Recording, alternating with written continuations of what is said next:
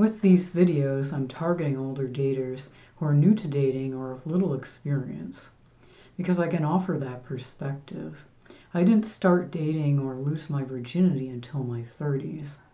Younger people usually do both well before they reach that age, but with our increased isolation, delays in these rites of passage are becoming more normal.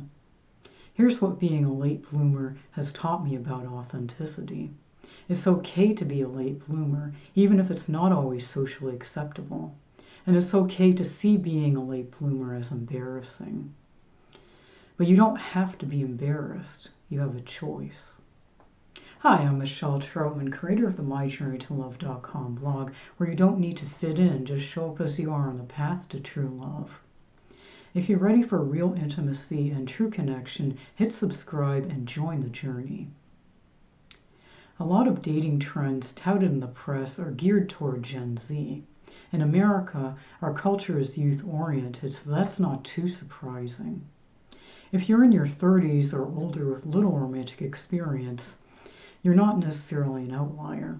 People in their 20s aren't typically among the highest earners, nor do they make up most of the American population. According to the latest U.S. Census Bureau estimates, the average age in the U.S. is 39.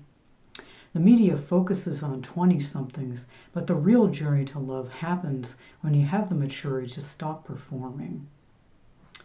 As someone who is well into middle age, I find the emphasis on youth, whether by appearance or age, to be a little bit tiresome. I'm not the same person as I was in my 20s. In many ways, I'm thankful for that because I have more life experience. I didn't have a good start in life. I had low self-esteem when I was in my 20s, which prevented me from trying to achieve my dreams.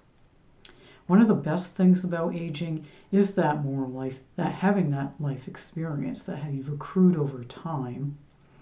We're often smarter and more confident than when we were younger. We're more comfortable being who we are. And that's one of the reasons why I gear these videos toward older folks. If you're watching these videos as a teenager or a young adult, you're probably less likely to feel comfortable dating as you are. You're often more concerned about what other people think when you're that age. There's also a certain amount of maturity and judgment involved, which some of us, not all of us, don't gain until we have more life experience. I was very mature when I was young, but I didn't always have the best judgment. By contrast, some older people are cynical about authentic dating, thinking that nobody ever shows up as they are. And there's a certain amount of truth to that.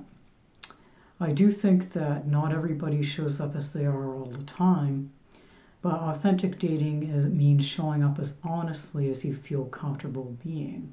If you're a younger person watching this, know that situations can change. And you shouldn't feel ashamed. You might feel you'll never date, have a first kiss, or have sex because of the pressure from others around you who might like to ridicule people who are different.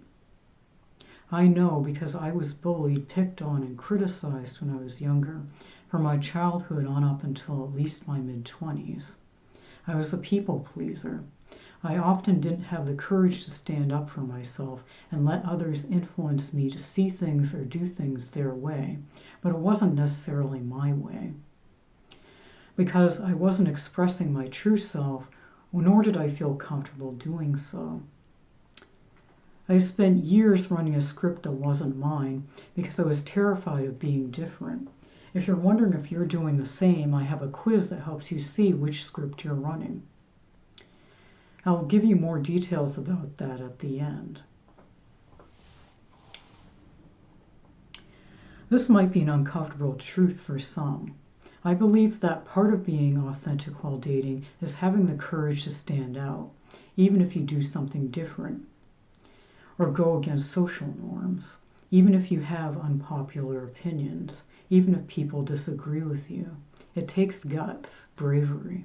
Let's accept that some of us are square pegs who don't fit into round holes. And that's okay.